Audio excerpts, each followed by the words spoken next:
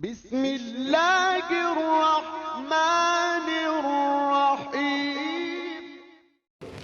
الحمد لله رب العالمين والعاقبة للمتقين والصلاة والسلام على سيد الأنبياء والمرسلين وعلى آله وصحبه أجمعين.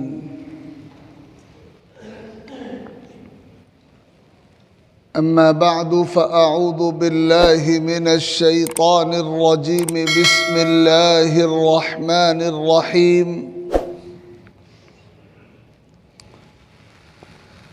يا أيها النبي قل لأزواجك وبناتك ونساء المؤمنين يدنين عليهن من جلابيبهن صدق الله ربنا العلي العظيم. وقال سيدنا ومولانا محمد صلى الله تعالى عليه وآله وسلم: أقرب ما تكون المرأة من وجه ربها وهي في قعر بيتها. صدق رسول الله صلی اللہ علیہ وسلم. بزرگوں اور بھائیوں،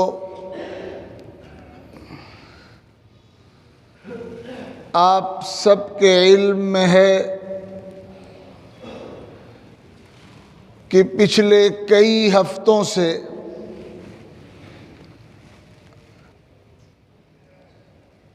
حجاب اور پردے کا مسئلہ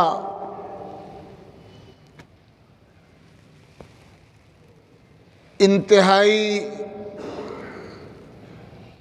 نازک صورتحال اختیار کر چکا ہے، اور پوری دنیا میں اس وقت اس مسئلے کی گونج سنائی پڑ رہی ہے، اور ملکی میڈیا سے لے کر غیر ملکی اور بین الاقوامی میڈیا تک، خواہ وہ پرنٹ میڈیا ہو یا الیکٹرانک میڈیا ہو یا سوشل میڈیا ہو، پوری طاقت کے ساتھ اسی موضوع کا چرچا ہر طرف ہو رہا ہے.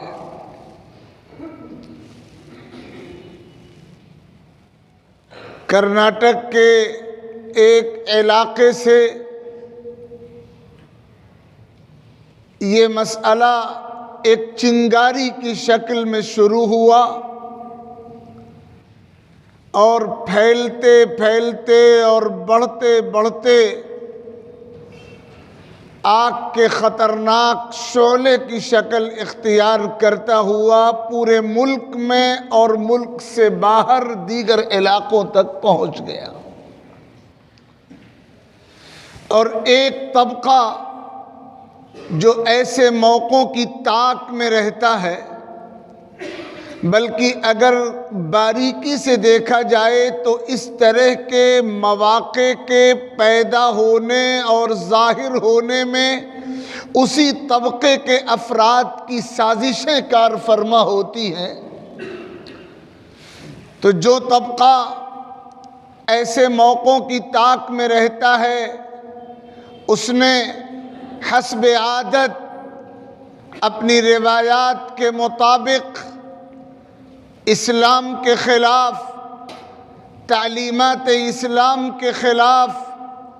اسلام کے نظام اور خاص طور پر معاشرتی نظام کے خلاف زہر اگلنا شروع کر دیا، اور خاص طور پر ٹارگٹ بنایا گیا اس بار اسلام کے ان احکام و قوانین کو جو پردے سے متعلق ہیں، حجاب سے متعلق ہیں، اور جو اول سے لے کر آخر تک انسانیت کے لیے سراسر رحمت کا سامان ہے۔ جب اس طرح کی صورتحال پیش آتی ہے اور اسلام کے کسی بھی قانون کو باطل پرست طاقتوں کی طرف سے ٹارگٹ بنایا جاتا ہے، آپ کو یاد ہوگا پچھلے کئی سال پہلے طلاق کا جو قانون ہے اس کو ٹارگٹ بنایا گیا تھا، اور قانون سازی اسلام کے قانون کے سراسر خلاف کر دی گئی تھی۔ اور اب پھر یہ موقع آیا کہ اسلام کے حجاب کا نظام، پردے کا نظام نشانے پر ہے، اور معاملہ اسکولوں اور کالجوں سے آگے بڑھ کر بازاروں اور ریلیوں تک، اور اس سے بھی آگے بڑھ کر ان عدالتوں تک پہنچ چکا ہے جن عدالتوں سے اس سے پہلے ایسے قوانین صادر کیے جانے کا تجربہ ہو چکا ہے جو قوانین اسلام کے قانون سے اور اسلام کے نظام سے ٹکرانے والے قانون ہیں۔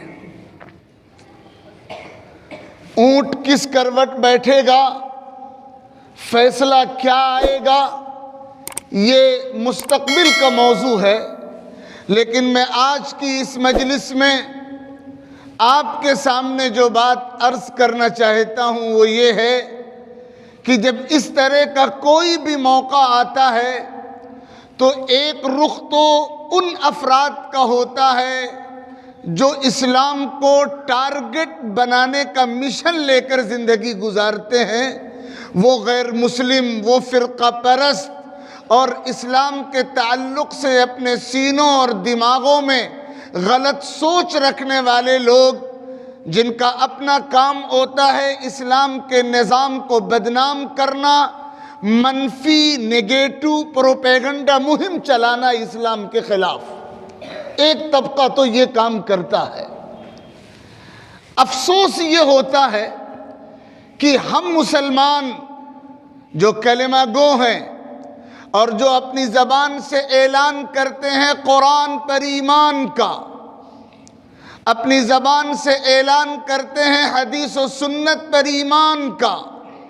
اپنی زبان سے اعلان کرتے ہیں شریعت مقدسہ کو ماننے اور فالو کرنے کا، ہم میں سے ایک بڑا طبقہ وہ ہوتا ہے جو اس طرح کی صورتحال میں عجیب و غریب کشمکش کا شکار ہو جاتا ہے، اور پھر کہیں نہ کہیں ایسے لوگوں کی زبانوں سے یا ان کے طرز عمل سے تائید ہونے لگتی ہے، حوصلہ افزائی ہونے لگتی ہے، موافقت ہونے لگتی ہے ان لوگوں کی جو اسلام کے ایسے قوانین کو متہم اور بدنام کرتے اور نشانہ بناتے ہیں۔ اگر آپ جائزہ لیں کتنے ایسے لوگ ہیں جو نام نہاد مسلمان ہیں، اپنے مسلمان ہونے کا دعویٰ کرتے ہیں، لیکن پردے کے موضوع پر حالیہ دنوں میں ان کے جو بیانات ہیں، ان بیانات میں کہیں سے لے کر کہیں تک اسلام کی کوئی نمائندگی نہیں ہے، قرآن کی کوئی نمائندگی نہیں ہے، حدیث و سنت کی کوئی نمائندگی نہیں ہے۔ وہ مرعوب ہیں، نفسیاتی طور پر مرعوب ہیں،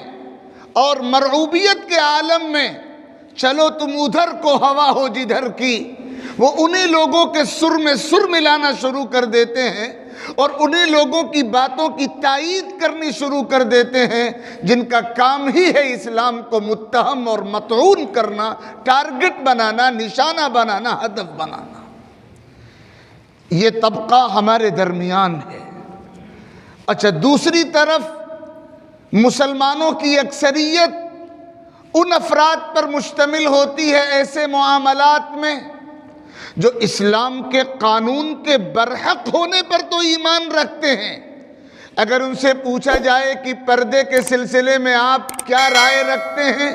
تو ان کا جواب یہی ہوتا ہے کہ ہماری رائے کیا ہے، جو قرآن کہتا وہی برحق ہے، جو حدیث کہتی ہے وہی برحق ہے، ان کی زبان پر وہی بات ہے جو ایمان کا تقاضا ہے، لیکن ان کی عملی زندگی، ان کے گھر کا ماحول ان کی زبان کی باتوں کی تائید نہیں کرتا۔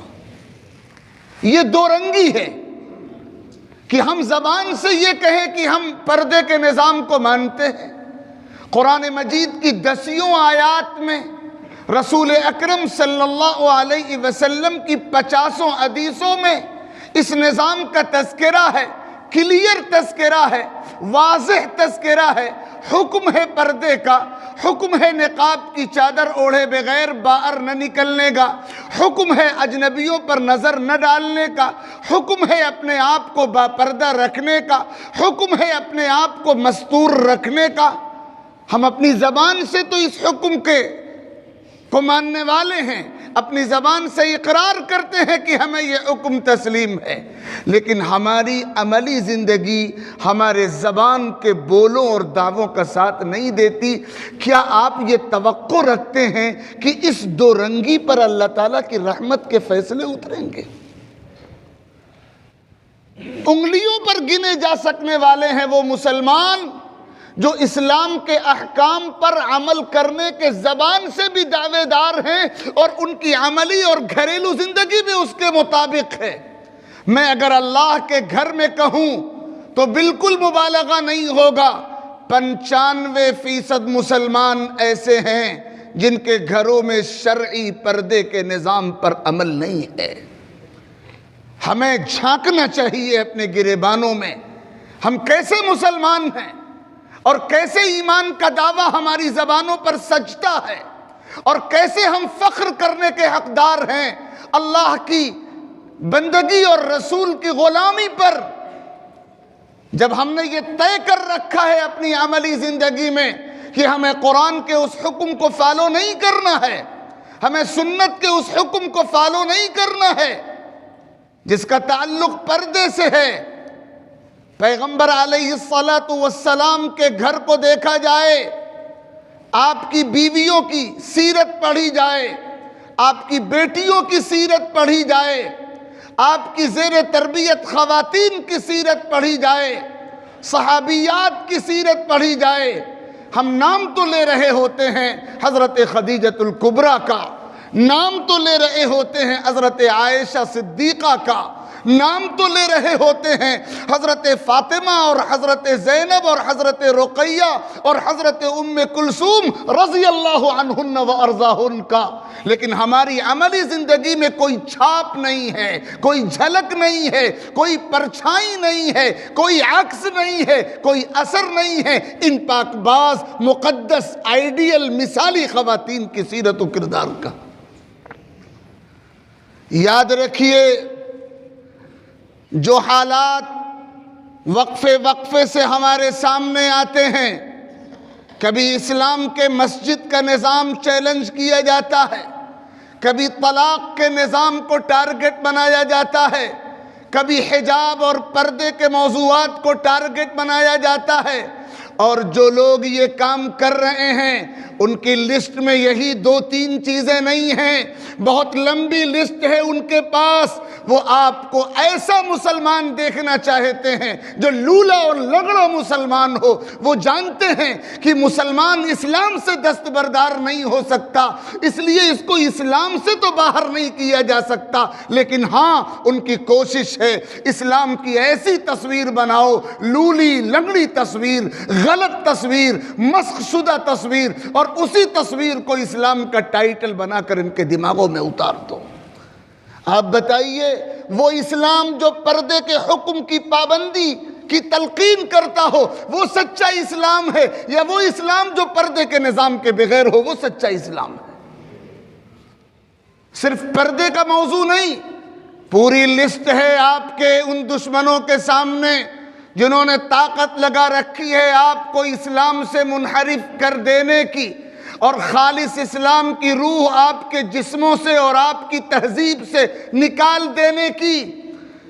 اس لیے ہم کو اور آپ کو جہاں اپنی سوچ بدلنی پڑے گی اور جہاں اسلام کے پورے قانون کو سمجھ کر سچے دل سے اس پر مطمئن ہونا پڑے گا، وہیں اپنی عملی زندگی 100% اسلام کے مطابق بنانی پڑے گی۔ بار بار اس منبر سے یہ بات کہی جاتی ہے، اللہ کے بندو دو رنگی چھوڑو، زبان سے شریعت کو ماننے کا دعویٰ اسی وقت اللہ کے دربار میں معتبر ہوگا جب عملی زندگی میں اس کی جھلک ہوگی۔ آپ زبان سے دعویٰ کریں شریعت کو ماننے کا اور عملی زندگی 100% اس کے خلاف ہو، تو آپ کیسے یہ امید رکھ سکتے ہیں کہ اللہ رب العزت آپ کے اس طرز عمل پر راضی ہوں گے؟ اس لیے میں دوبارہ یہ بات 100 آپ کی خدمت میں مکرر اور سکرر آپ کی خدمت میں یہ بات عرض کرتا ہوں، اللہ کے واسطے دو رنگی سے توبہ کیجئے۔ کیا اب بھی وقت نہیں آیا؟ کیا اب بھی آزمائشیں اور حالات کا زہر اس رخ تک نہیں پہنچا کہ ہم باز آ جائیں اپنی کوتاہیوں سے اور لوٹ آئیں شریعت کی طرف، لوٹ آئیں اللہ کے نظام کی طرف؟ مشکل ضرور ہوگی، پریشانی ضرور ہوگی اور بے شمار دشواریوں کا سامنا ضرور کرنا پڑے گا، لیکن میں عرض کرتا ہوں اپنے آپ سے بھی اور آپ سے بھی کہ خدا کے واسطے قسم کھا کر اللہ کے گھر میں عہد کر لو کہ اپنے گھر میں شرعی پردے کا نظام قائم کرو گے، اپنے گھر میں شرعی پردے کا نظام قائم کرو گے۔ آپ تو زور سے انشاءاللہ کہنے کے روادار بھی نہیں ہیں، کہاں سے آپ شرعی پردے کا نظام قائم کریں گے؟ جو حکم قرآن دے رہا ہے، جو حکم سنت دے رہی ہے، اس حکم میں اگر مگر کی کوئی گنجائش نہیں ہے۔ یہ منافقوں کا طریقہ ہے، یہ مجرموں کا طریقہ ہے، یہ پست ہمت لوگوں کا طریقہ ہے، یہ اللہ کے ساتھ فراڈ کرنے والوں کا طریقہ ہے، یہ نبی کے ساتھ بے وفائی کرنے والوں کا طریقہ ہے کہ وہ حجاب کے حکم کو زبان سے تسلیم کریں، عملی زندگی میں اس کو فالو کرنے کے لیے تیار نہ ہوں۔ یاد رکھیے، اگر ہم اپنے عمل کو درست کریں گے تو باہر کی بہت سی مداخلتیں خود بخود دم توڑ جائیں گی۔ باہر کی مداخلتوں کا موقع اسی وقت باہر والوں کو ملتا ہے جب ہماری عملی زندگی میں شریعت کا وہ حکم نافذ نہیں ہوتا۔ اس لیے جو قانونی کوششیں ہو رہی ہیں وہ بہت مبارک ہیں، اور جن بچیوں اور خواتین نے مخالف آلات کا مقابلہ کر کے پردے کے نظام پر قائم رہنے کا اعلان کیا ہے، اللہ تعالیٰ ان کے حوصلے کو سلامت رکھے اور ان کو بیش از بیش جزائے خیر عطا فرمائے۔ لیکن ہمارا کام یہ ہے کہ ہم اپنے وجود پر، اپنے گھر پر شریعت کی حکمرانی قائم کریں، شریعت کی حکمرانی قائم کریں، اور ساتھ ہی ساتھ ہم میں سے جن لوگوں کے سرکل میں غیر مسلم برادران وطن ہیں، ان کے ذہنوں میں جو مغالطے پیدا ہو گئے ہیں، ان مغالطوں کو دور کرنے کی فکر کریں اور ان کے ذہنوں کو صاف کرنے کی فکر کریں۔ پردے کا نظام کس طرح عورت کی نسوانیت اور عورت کی عظمت اور عورت کی آبرو کا محافظ ہے، اور کس طرح سماج کو پاک رکھنے کا ذریعہ ہے، اور کس طرح نسلوں کو آوارگی سے بچانے کا ذریعہ ہے، اور نسلوں کو راہ راست پر برقرار رکھنے کا ذریعہ ہے، یہ حکمتیں پورے طور پر ان تک منتقل کی جائیں۔ یہ کام ہم سب کے کرنے کا ہے، جس کا جیسا سرکل ہے، جس کا جیسا دائرہ ہے، یہ کام ہمیں کرنا پڑے گا۔ حالات بہت تیزی سے تبدیل ہو رہے ہیں، خطرات چاروں طرف سے منڈلا رہے ہیں، مطمئن ہو کر بیٹھ جانے کا، عافیت کی نیند لینے کا موقع اب نہیں رہا۔ اللہ ہمارا محتاج نہیں ہے، ہم اس کے دین پر نہیں چلیں گے، ہمیں کچرے میں ڈال دیا جائے گا۔ اللہ ایسی قوم پیدا کرے گا جو اس کے دین کے سپاہی ہوں گے۔ اس لیے اللہ کے واسطے اپنے آپ کو سدھارنے کی فکر ہم کریں۔ قرآن کہتا ہوا ان تتولوا یستبدل قوما غیرکم ثم لا یکونوا امثالکم، اگر تم باز نہیں آؤ گے، اگر تم نہیں سدھرو گے، اللہ تم کو ختم کر کے دوسری قوم کھڑی کر دے گا۔ ہمیں اللہ سے یہ توفیق مانگنی ہے کہ اللہ ہم ہی کو قبول فرمائے، ہم ہی سے اپنے دین کی خدمت کا کام لے، ہم ہی سے اپنی شریعت کی اشاعت کا کام لے۔ اس کے لیے ہمیں تیار ہونا پڑے گا، مشقتوں کو برداشت کرنے کے لیے، اقدامی اور انقلابی فیصلوں کے لیے، اپنے وجود پر اور اپنے گھر پر شریعت کی حکومت قائم کرنے کے لیے۔ اللہ رب العزت مجھے بھی توفیق عطا فرمائے، آپ کو بھی توفیق عطا فرمائے، اپنے مقبول بندوں میں شامل فرمائے، ناکامیوں سے ہماری حفاظت فرمائے، اور جو دشمنان اسلام کے نظام اور قانون کو ٹارگٹ بنائے ہوئے ہیں، اگر ان کے مقدر میں ہدایت ہے تو اللہ انہیں ہدایت عطا فرمائے، ورنہ ان سے ہم کو اور پوری انسانیت کو نجات عطا فرمائے۔ آمین۔ وآخر دعوانا ان الحمد للہ رب العالمین۔